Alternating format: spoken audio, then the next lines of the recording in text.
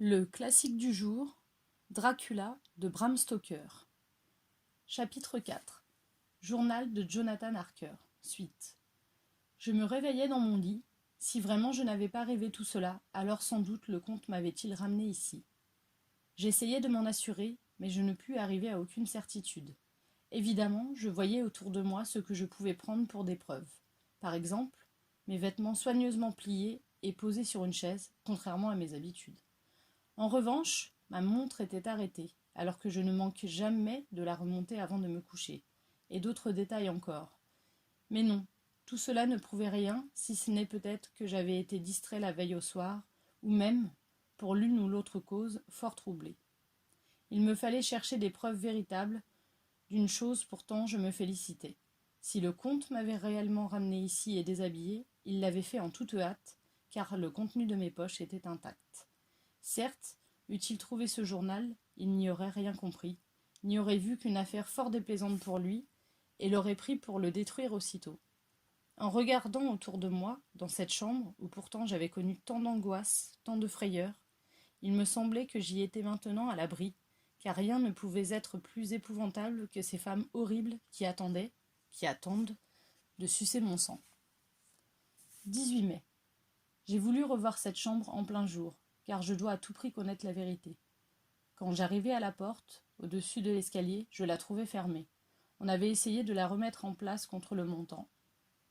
La boiserie était même abîmée. Je m'aperçus que le verrou n'était pas mis, mais que la porte était fermée de l'intérieur.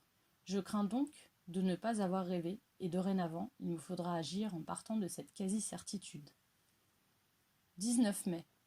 Assurément, je suis pris dans les filets du comte. Inutile d'espérer encore pouvoir m'en échapper. Hier soir, il m'a demandé de son ton le plus charmant d'écrire 3 lettres. L'une d'entre elles, disant que j'avais presque terminé mon travail ici, et que je repartirais dans quelques jours.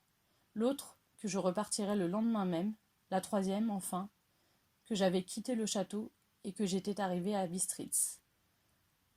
J'eus fort envie de me révolter contre une telle contrainte, mais d'autre part, je sentais qu'il eût été fou de discuter la volonté du comte, puisque j'étais absolument en son pouvoir. Et refuser de lui obéir c'eût été sans doute faire naître en lui des soupçons et le mettre en colère. Déjà, il sait que j'en sais trop, et que si je vis, je peux être dangereux pour lui. Ma seule chance, s'il existe encore une chance, consiste à essayer de prolonger la situation actuelle. Peut-être une occasion ou l'autre se présentera-t-elle qui me permettra malgré tout de m'évader. Je vis ses yeux se remplir de cette fureur qui y brillait quand, d'un geste brusque, il avait repoussé cette belle et étrange créature. Et il m'expliqua que les services des postes étaient fort irréguliers et que mes lettres rassureraient mes amis.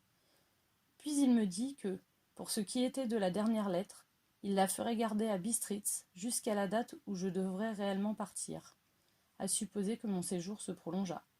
Il me le dit avec une telle conviction que m'opposer à lui sur ce fait n'eût fait que provoquer de nouveaux soupçons. Je feignis donc de l'approuver, et je lui demandai quelle date je devais inscrire sur mes lettres. Ayant réfléchi un moment, il me répondit « Datez la première du 12 juin, la deuxième du 19 et la troisième du 29. Je sais maintenant le temps qu'il me reste à vivre. Dieu me protège. »